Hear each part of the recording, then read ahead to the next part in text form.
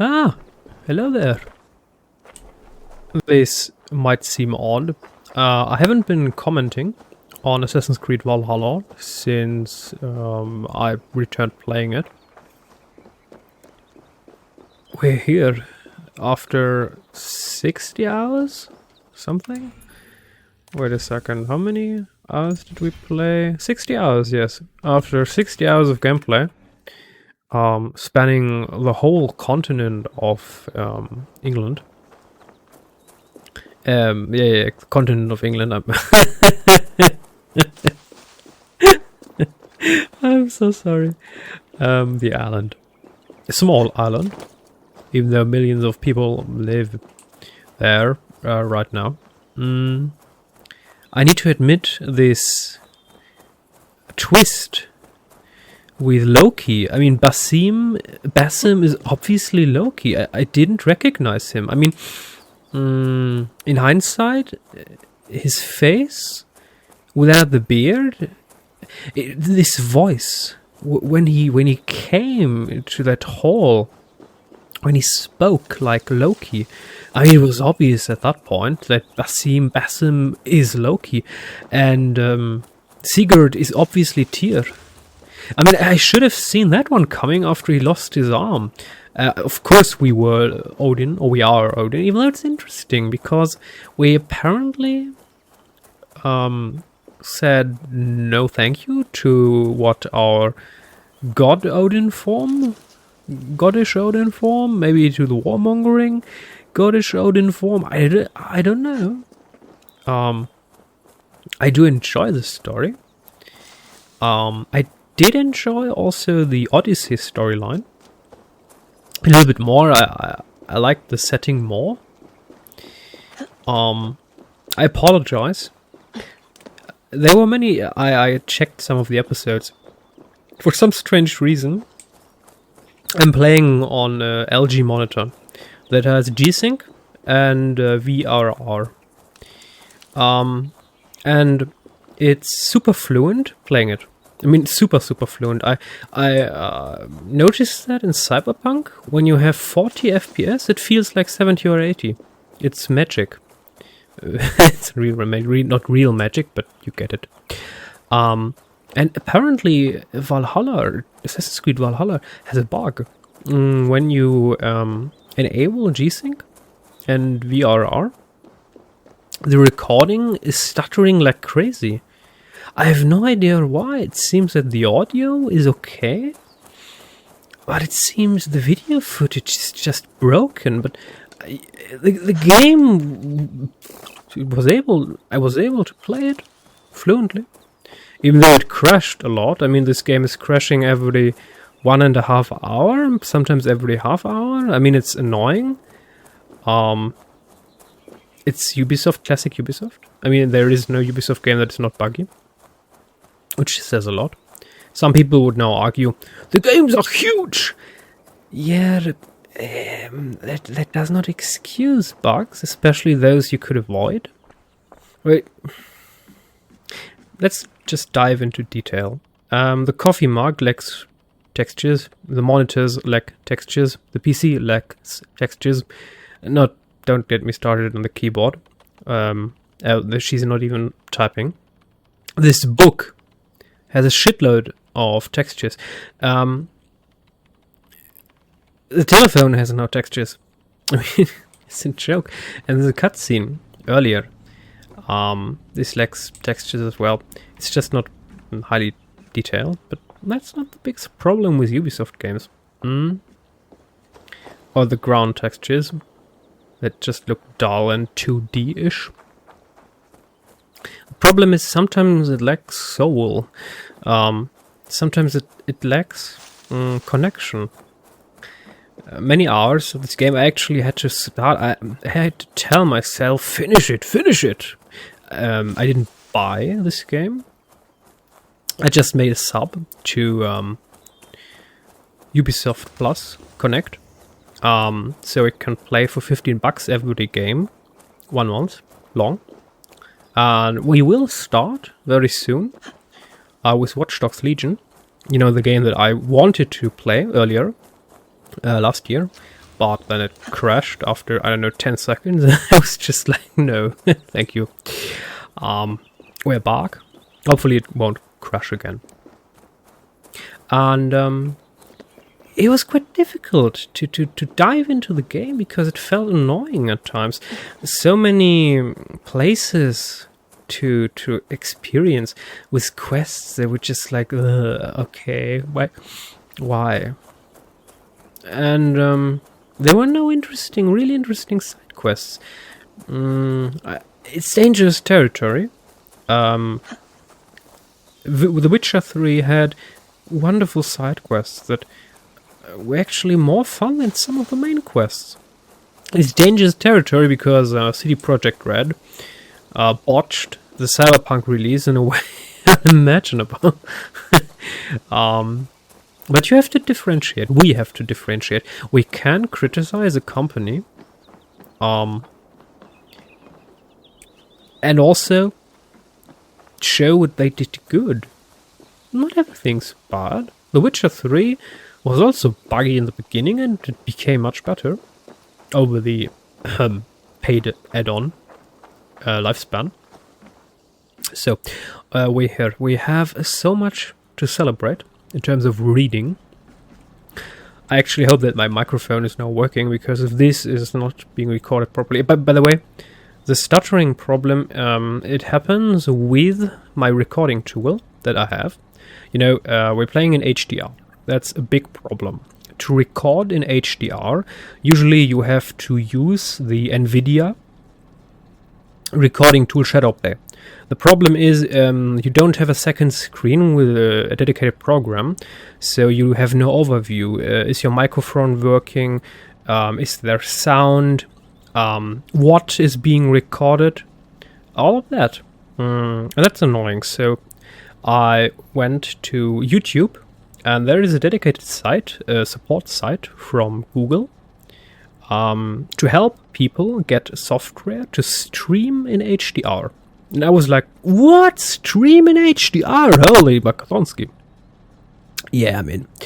And there is only one program you have to pay for, called Action !4.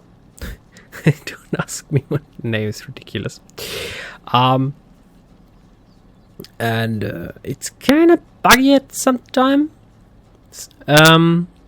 Live streaming HDR 4K does not work. We tried that with Cyberpunk, and my connection is quite fine. 50,000 upload, so it's more or less decent than other connections. It doesn't work. It's just unstable, and it's no fun. But this is the only software that can record 10-bit HDR. OBS, the streaming service that most people are using, open source, OBS broadcast, most people, is not capable of recording 10-bit. So you have only 8-bit. So I'm bound to Action 4, because there I can actually see that the volume is being recorded. There I have a preview of what is being recorded. I can differentiate. I can create tracks, for example, to change the microphone volume later, even though that's a big problem. It was a huge problem. I use Adobe Premiere, and usually you can easily manipulate an audio track with your voice, for example, make it louder or change something. And I tried that with an HDR video, and then I realized I have to encode it. The entire video has to be encoded for this little audio track change. And if you want to encode an hour of HDR gameplay in 4K ultra high quality material, it takes like 10, 15, 20 hours per video. Pure madness. And there's no way around it. So I actually had to find quite a creative way. With a command tool in Windows, with a little program, FFmpeg, where you could directly, with a command tool interface, well, you had to write the command, it was quite tedious, to take the audio track from the video and change some of its characteristics and then put it all together without encoding. It actually works. It's quite tedious. It's a long command. I had to try it out a lot. I had to consult forums and blah blah blah, and it works. So I used it in Cyberpunk. I made my voice 20% louder, I believe. Anyway, here we are. The hidden one. I hate it. I still have the button to speak, push to talk. So you don't have to hear me farting. On Y. Because that's quite convenient. And apparently, in Assassin's Creed, Y leads you forward. If I now press Y, she's trying to go forward. But only for a brief moment, so we are good. The hidden ones. I have to admit, I played this last year. I don't know if we already read this. If we did, I'm sorry. The hidden ones. Eivor has spent quite a lot of time with Basim now and together with Hytham. It gives us a clearer picture of the hidden ones in the 9th century. They are recognizable as assassins in all but name, which makes me think they evolved quite naturally into what we know from Altair's time. The word assassin comes from the Arabic word for hash smokers. It may be the hidden ones adopted this epithet as a mark of pride more than anything, turning an insult into a mark of pride. That it reminds me of something genius. The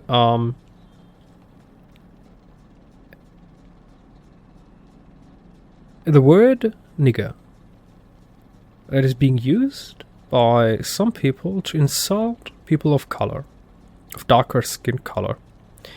And people of color turned that phrase that is meant to be an insult, or was meant to be an insult, into something everyday-ish. Yo, my nigga, what's up? That's something people say on the street, not in an insultish way. So, people turned something that was meant as an insult into something they own, or they can be proud of. And they took the sting out of it. So they can't be insulted anymore with that. I don't know if that was done on purpose, or it's just not on purpose done. But in fact, it works quite well, and I like it. I mean, people who differentiate color, skin color, idiots.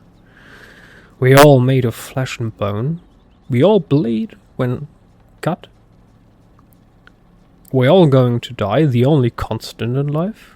Remember, the only constant that life can offer is the death. There is nothing more than is constant. Everything else is relative, fluent, ever-changing, but death is eternal. Death is a constant. This is turning very off-topic-ish. I'm sorry. Curiously, I do remember one passing reference in some of the old literature about Hytham. By the way, there are some people who say that modern Assassin's Creed games like Odyssey or Valhalla have nothing to do with assassins. And they have the lingering feeling that you have to play an actual assassin to justify Assassin's Creed. Back in the days, Altair, the first Assassin's Creed. By the way, I have heard they were going to make a remake or a reboot of it. I'm not sure if I like that. And then we played an actual assassin. I mean, later on we knew, yes, Templars and all of that. And now we're playing Greek, goddish, fantasy-style monster battles, and we're diving into the Odinish Valhalla and the Yggdrasil, Mjolnir, Odin, Thor, Tyr, Freyr, all of that. I hope you can pronounce Mjolnir or Yggdrasil. If you can't, I suggest you learn it, because if you die and there's no god, or I don't know, Allah, but Odin, we're fucked. I mean, imagine it. There is actually an omnipotent power.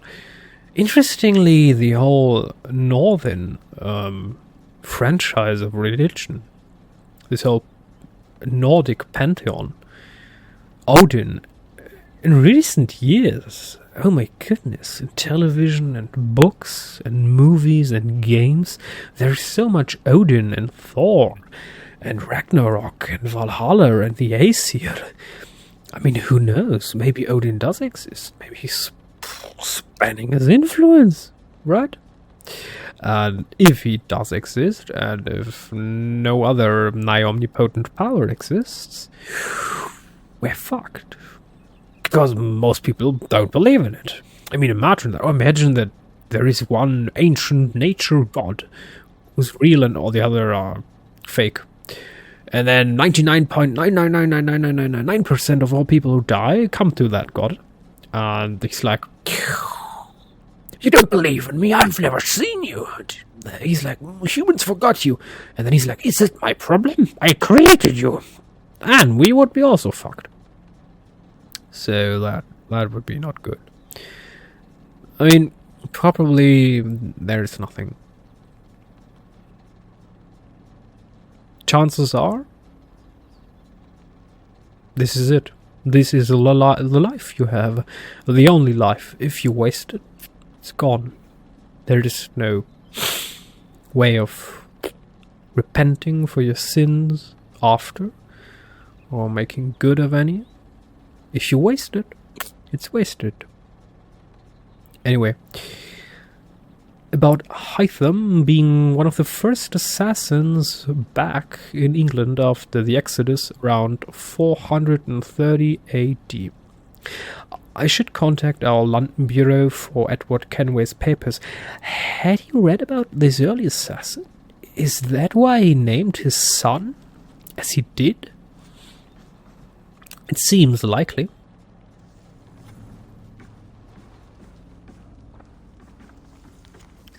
King Aelfred, aka Aelfred Rex, Aelfred the Great. What do we know about him? Famous for his holy vision of uniting all the kingdoms of England, there is a wonderful Netflix series. It aired on Netflix in Europe. I'm not sure if it's a Netflix series, but you can watch it in most European Netflix versions. I believe it's called The Kingdom or Kingdoms. The Kingdom? Something like that? I should look that up before I tell you anything stupid, because it's actually quite enjoyable. And there you can actually dive into Alfred and some of the other stories. The Kingdom? Wait a sec.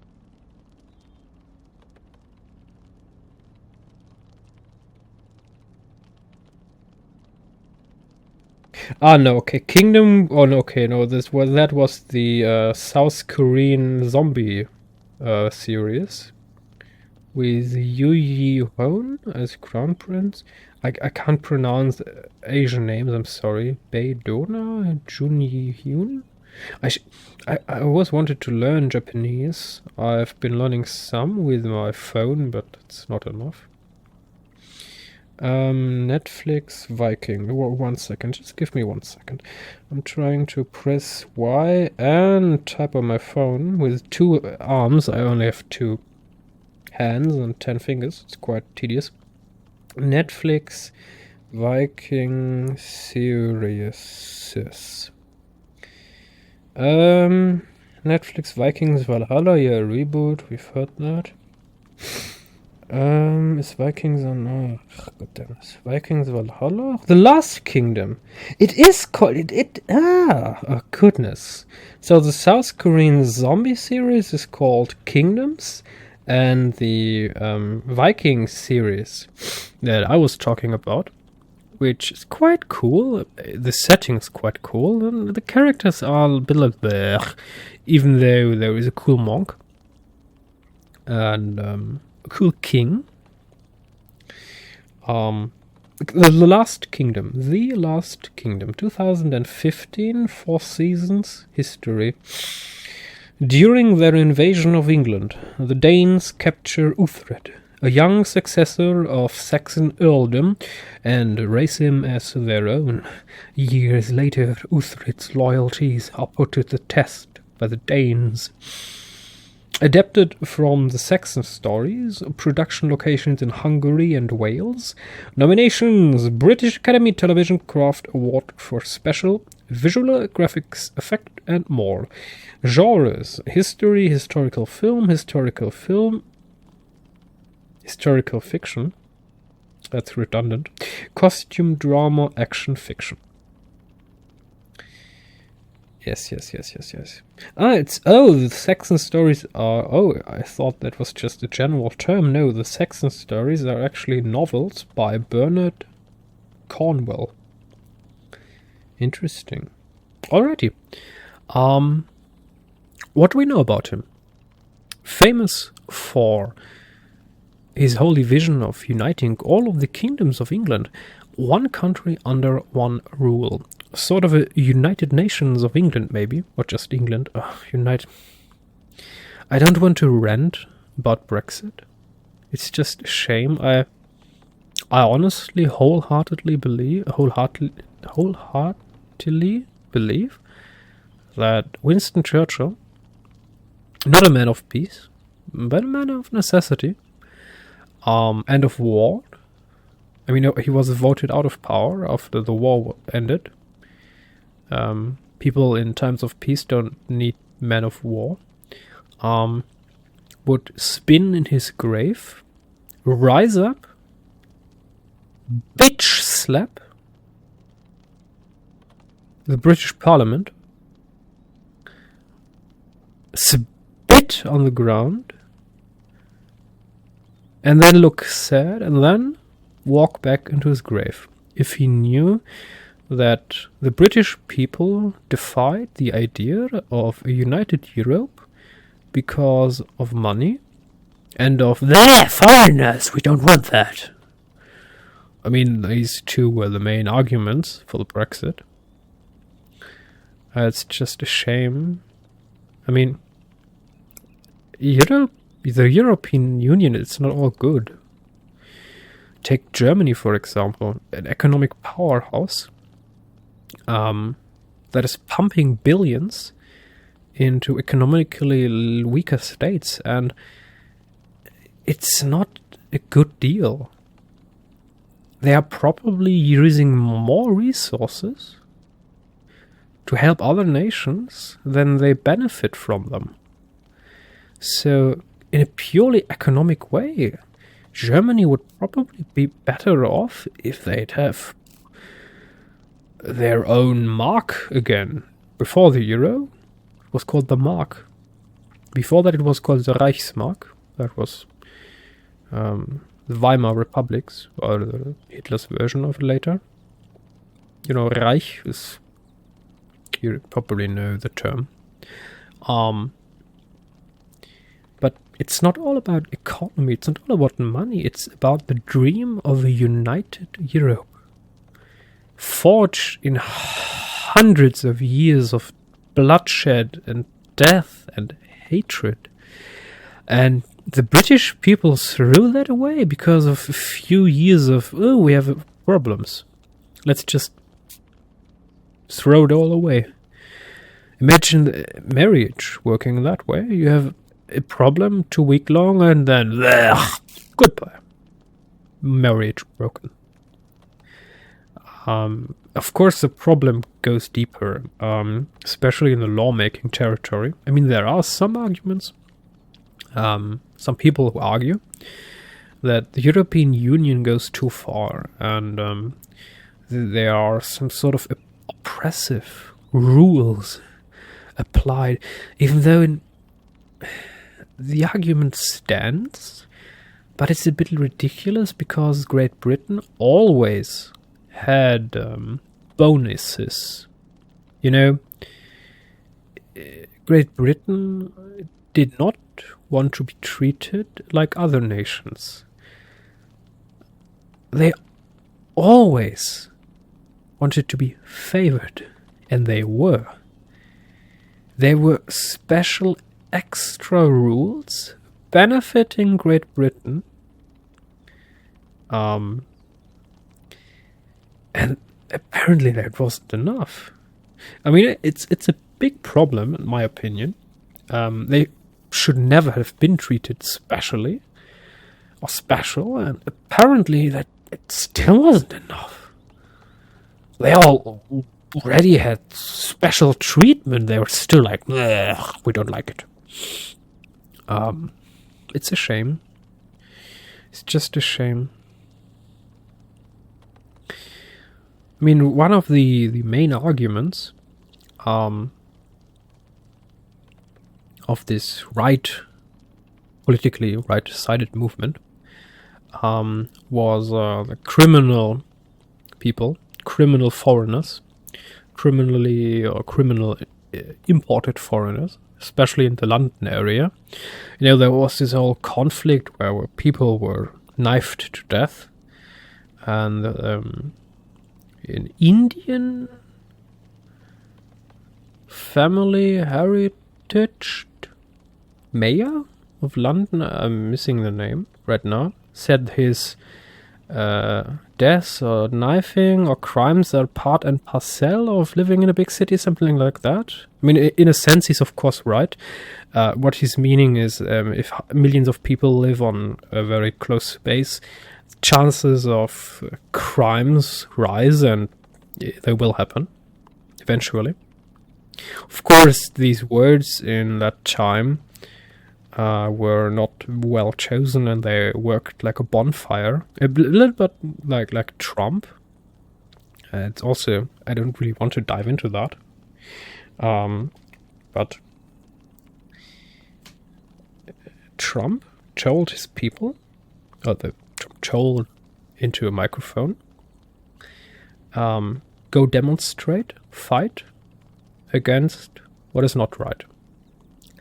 And he didn't tell people burn down the Capitol, but he incited anger and a little bit of hatred into people who were already riled up.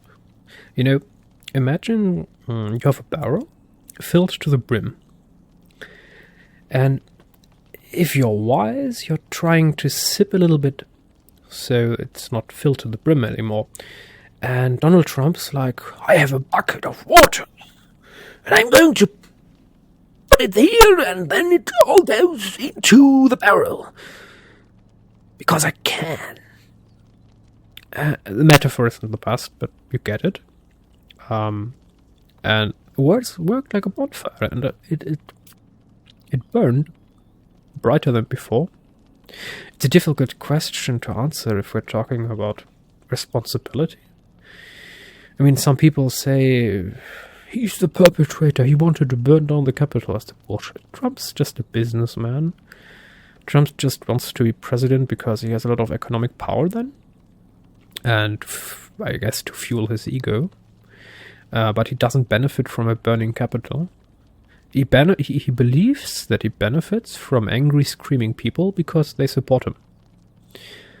But I don't believe that he wants to have, I don't know, civil war or something like that. So people who believe that, I believe they are wrong. Anyway, it's getting quite late. We're going to read this, to finish this, and then we're going, bye-bye. We're going to continue this tomorrow. He never saw this vision come to fruition, although he laid the foundation for it. Too busy fighting Vikings. Strangely, Shakespeare never wrote a play about Alfred and the Vikings. Missed opportunity, that. And now is the summer of our peace and calm, made clamorous winter by this loon of Yorwick. I was actually there is a theatre dedicated to Shakespeare in London. I was actually there with other people, and we had a little course where we actually had to play in a little play. It was quite fun, especially looking behind the curtain. It's a little bit like an amphitheater, but really it's a little bit more like an arena, circular, with huge walls and seats embedded on several platforms. It's not really huge. I was there as a child. It felt huge to me. Guess it's not that huge. But it was a nice experience. If you are ever going to London, if you're ever going to visit London, and if you're not there only for the gin or food, I mean, it's ridiculous. The British Empire invaded 90% of the planet to gain spices, and their cuisine is almost non-existent. In hindsight, that's just a why. You should think that a nation that conquers the world for spices should have a good and nice and interesting cuisine, good food, but they don't have that. Of course, now a British person would come and say, "Our food, it's good. You just haven't tried the good stuff." And yeah, nah. I've tried some, not all. Most I didn't like. Maybe I'm wrong. Maybe there's a lot of good English or British food in general. By whether you should always differentiate. England is not Great Britain. England is one country, the major big country, and then there are smaller countries. You know, Ireland, and there are also Scottish people and other people, and you shouldn't forget that. Too busy fighting. Oh, I've read that. Okay, this is it. I wish you a good night or good morning or hello there, whenever the time is that you should come to listen to this. If you listen to this, I hope you enjoyed it a little bit. Again, I'm sorry for the lagging episodes earlier. I should have noticed earlier. You know that happens if you just record and don't check your footage. It's kind of an amateur mistake. If you ever should record stuff, at least every 2 to 3 hours of material, check it. If you don't, something goes wrong. It's just good darn it. Anyway, bye bye.